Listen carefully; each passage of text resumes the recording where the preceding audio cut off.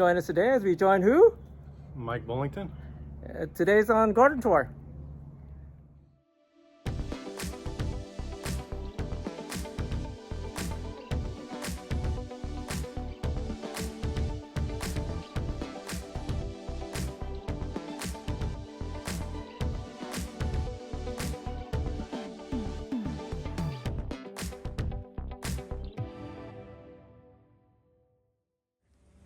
Well, we're here today. Again, we're with Michael. Thank you, Michael, for inviting us. Did you start Bonsai America on Facebook? I did. And do you still run it? I do. Oh, so if you need to make a comment, this is the man that says no, the administrator. So Yeah. Here he is. I don't take complaints. We're in his backyard. He graciously invited us over. Excuse me. And then let's check out a couple of your trees. So you said you want one of the trees right in the corner. And what is it? So this is the Brazilian pepper. I dug this up a long time ago. Kind of sat in my yard, grew into the ground. I probably had it 5 years before I ever decided what to do with it, and then kind of settled on this, kind of like, informal. What is a Brazilian pepper tree? So is it like a pepper tree, like a California pepper tree? We have two kind of pepper trees here, I believe. I think we have the California Correct. pepper and the Brazilian pepper. So I think the California pepper is I think they both have kind of pink reddish peppercorns. Mm-hmm. And they're not really like black peppery flavor, but it's more almost like a Szechuan pepper kind of.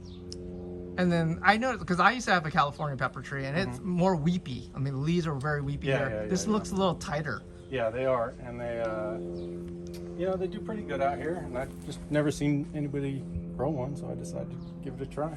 They're not small trees, are they? That's a big tree. Yeah, it's pretty good size. I like it. It's pretty cool. That's different. I mean, something we normally don't see. So I got like a lot of black pines I used to really be into. I've kind of veered away from that and got more into the oaks and maples and bougainvilleas and stuff. How did you get into bonsai, by the way? My brother-in-law Phil he was a student of Mr. Che. I think a lot of you guys in Southern California know Mr. Che. So they've been doing bonsai together for 25 years. And so it's just kind of a family affair. It's a legacy thing, huh? It is. Very cool. Yeah. And then, of course, you have Cooper. I've seen Cooper work out here for a bit. So is he interested in bonsai at least? He's interested when I pay him to come out and do No. stuff. Yeah. It's $30 a day or wow. something like that. Yeah. That's so cheap labor, considerably. It is. Keeps me out of weeding, so. Awesome. And look, this backyard, let me pan really quick. This backyard did not used to look like this. No. This is still a yard. I still like it. Long time ago, we had all the bonsai benches running this way across the whole length of the yard, and then Now you moved it to the perimeters. That's Yep, pretty smart. kept it to the outside. It was easier for irrigation. Gave us some more room to entertain for ourselves. So we like to entertain. And then it was your idea or was your wife's idea to move everything from the front to the perimeter? It was kind of, a wife has a special way of, getting her ideas across. So yeah, dropping some hints here and there. Need to get those bonsai out of the yard. I think you did a great job. With the respect of your yard, this is great. You still have a grass area, entertaining area, and your bonsais are on the perimeter. Really showcasing them. I think it's beautiful. Thanks. You want to talk about your oaks? Any oaks you think you want to talk about? So, I got all these cork oaks. We have a guy that lives a few cities away, and he grows a lot of cork oaks, and we all get them from the same. Oh, Barry. Yeah, Barry Astle, and so when he was downsizing his giant, his the hillside garden tree. that goes down the whole hill, I went up there and bought like 5 or 6 of these, and so I grew some of these in the ground, and did the branches. Kind of, like to follow the. I don't like those pyramid style oaks that a lot of people do here, so I try to do more of the some of the oak styles you'll see over in Eastern Europe and stuff like that. Oh, that's different. Yeah, I like those. They look more natural. They actually look like live oaks that we have out in the surrounding area here. I've never seen a pyramid style live oak. Do they do pretty well out here? I presume Mediterranean climate. They do. If you keep them, you add a little bit of Canuma into the soil. Keep it a little bit acidic. Yeah, they do pretty well out here. They're probably drought tolerant because I have one and I'm like, they just grow like weeds. They're really happy out here. Yeah, they do. They actually, in the drier months, and they have they don't sprout the same. They don't elongate at the same time a lot of the other deciduous trees do. they're kind of a month behind or a couple months behind. Okay, I did notice that. And they'll go even into the fall, like late August or early September. They'll actually put on a really good push of growth at that time of year, which most trees are done by then. You know, I thought it was just me because I'm like, man, it hasn't pushed growth out. It was like almost May. Yeah. So- And if you try to repot these the same time you do your other trees earlier in the year, it really puts a lot of stress on them. They actually do better a little bit later in the spring. Oh, that's Maybe interesting. towards the end of spring. I like to do my olives that time of year too. When it's a little warmer. Yeah, yeah. You do them too early. I've seen people kill olives if they do it like right in January or February in California, which is pretty normal here. A lot of them end up hurting their trees or killing them off. Do you still have your first tree? I don't, man. I don't. But like I said, a lot of these trees, I've only been doing bonsai 9 years. A lot of these trees I've acquired in those first 2 or 3 years. I went pretty hard the first couple of years. I think a lot of us do. I think we all do. Yeah. So What's your favorite tree in the yard if you had to pick one? If you have one. if I have one, it's gonna be my olive on the other side of the yard. Well, let's go over there really quick. Look at that. So Jeez. This is an olive I got from Kim's Bonsai Nursery down at Phelan. It's an old Korean bonsai nursery. Kind of dilapidated now, or it was when I was there. And I picked this up for like $275 as a stump. Look at this. Look at this. This is not. Yeah, Put your hand by it. Put your hand by it. Look at that. Right at home, stuck it in the ground. Oh, it is Grew it in the huge. ground for like 3 years. So was the ground kind of recover itself a little bit? Yeah, because I had to grow another trunk up this side, and I had to grow some of these primary branches out, get some thickness on them. Does it fruit? Because it looks like the I've fruit never type. had fruit on it. Okay, so Yeah, that was pretty good. it might. That boogie next to it looks awesome, by the way. Yeah, these are pretty. I love this purple color. I don't know what they call them. Royal purple, I think, is the Royal purple? variety. I don't know, because I don't know. Santa Barbara red's different, isn't it? I don't know. It's beautiful though. We'd have to ask one of those Florida bonsai folks. Oh yeah, probably. They know a lot more about these boogies than I do. So But they do well, I presume, out here. They do fantastic. They're, every other house has them, and they're huge. So we did we used to dig up a lot of bougainvilleas around here. The pink bougainvillea down here was one that we dug up.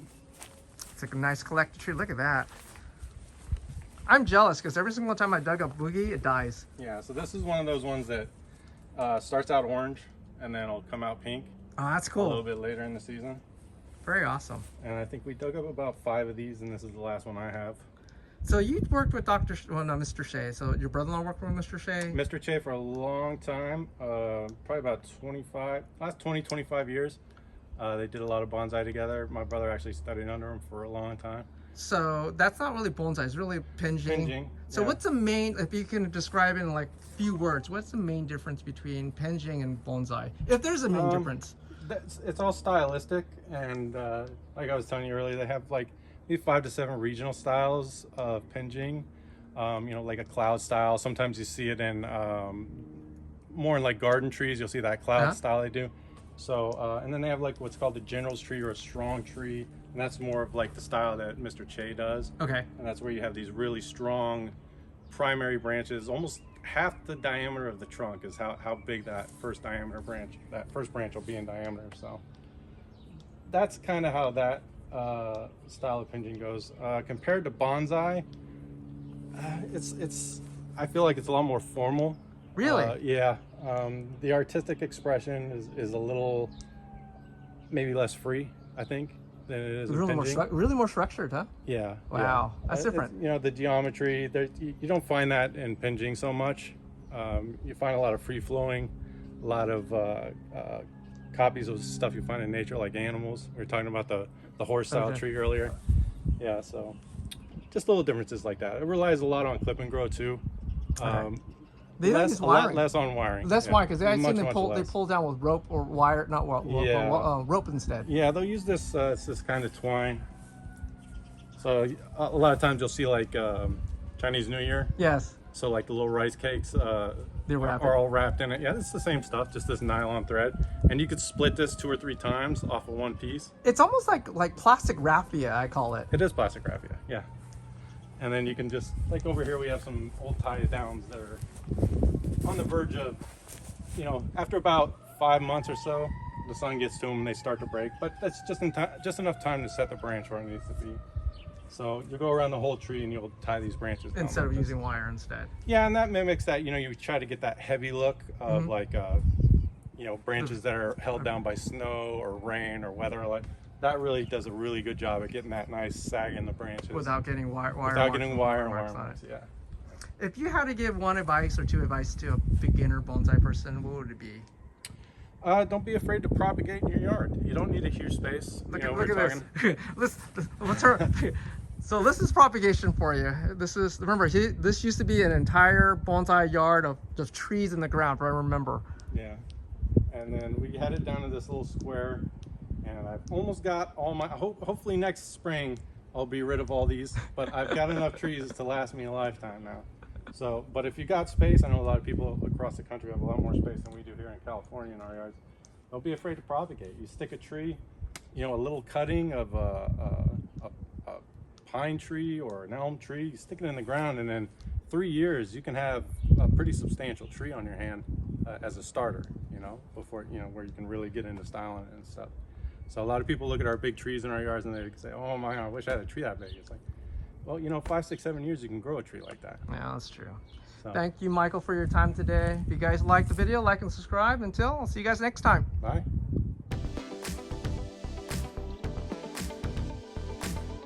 Go for it. All right, so Tom, this is just a regular, what do they call it, Acer Palmatum. palmatum. Yeah. Yeah, forgive my scientific nomenclature, but so I got this from a nursery down in Poway, California. The guy was a supplier of Japanese garden trees in Southern California before he got sick and had to give up the garden. So we went down there and we bought this, paid like $100 for it.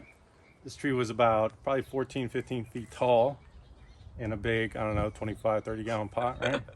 So we took a chainsaw and just cut it off right here, brought it home, stuck it back in that big old pot, and then regrew all the different sections of tree in here.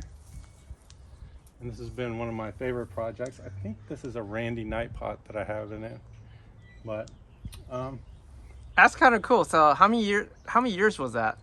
so this was one of those trees I probably bought in my second year.